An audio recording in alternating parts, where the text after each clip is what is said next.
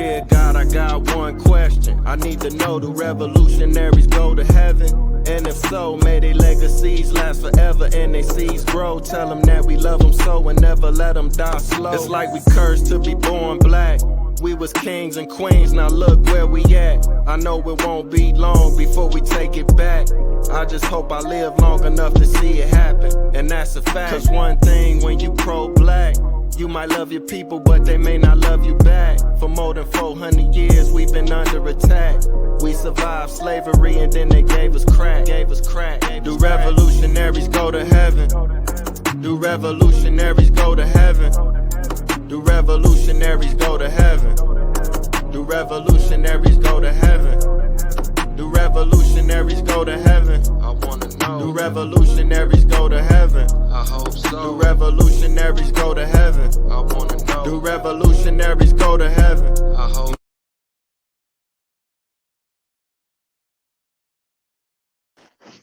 Peace, King. How you feeling? I can't complain. What's going on? All is well, man. We gonna get straight into it, man. We got a legend in the building, definitely a pioneer, you know, in the ATL. It's definitely an honor, man. Welcome to the show. I appreciate you. Oh yeah. Man, for the viewers who may not recognize you, let them know what your name is and where you from. Man, it's Slimm Calhoun, man, from the South Side, College Park, Georgia. You dig? Dungeon family. Believe Man, it. that's powerful. The almighty Dungeon family, man. That's Yes, what's sir. up. Legendary. I wanted to ask you a question, man. I was online. I was looking at some stuff. A couple cats. I think it might have been Cool Breed and some other guys. They were saying College Park in Atlanta. What's your perspective on that? Is that a neighborhood in Atlanta? Is it a different College city? Park Is it is a part of that's a different city. So like when you come to Atlanta, if you fly into the city, the airport is actually in College Park. You know what I'm saying? It's on the south side. It's College Park, Clayton County. You know what I'm saying? So you come in on the south side. Okay. I appreciate you clarifying that, because you know, to the rest of the world, like I guess like LA or New York might be like that. You got Compton, Inglewood, Wise, Long Beach. They be like, no, this Compton, this ain't LA, you know. Exactly. Same thing. So that's what it is. Right. College Park. But I got family all over the city. You know, I got cousins and aunts and uncles in the city of Atlanta, out on the east side in Decatur. So we all over. Right. Big shout out to College Park, because that name ring bells. Believe Most definitely. Okay. Now I wanted to ask you this. You've been in the game for a minute. When did you first get exposed to hip hop? You know, growing up in College Park in Georgia, was it something you seen in the community, or did you hear it on the radio for the first time, or a video? Probably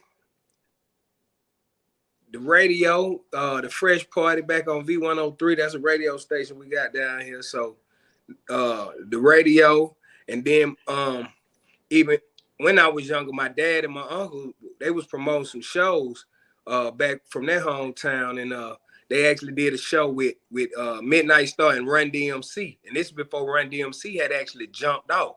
And I actually met them when I probably was about 7, 8 years old. So that's probably one of my most memorable moments. Man, you took it back to Run DMC. Big shout out to them kings. Them the kings for real. Believe it. Right. So I want to ask you now, like, what was the rap scene like in Atlanta at that time, at least from your perspective? Because now Atlanta, like the mecca of music, it's the power source, you know. But back then it was like East Coast and it went West Coast, and you was there for that whole change and a part of that change to bring that, you know, to life. We was just soaking up game. You know what I'm saying? Excuse me.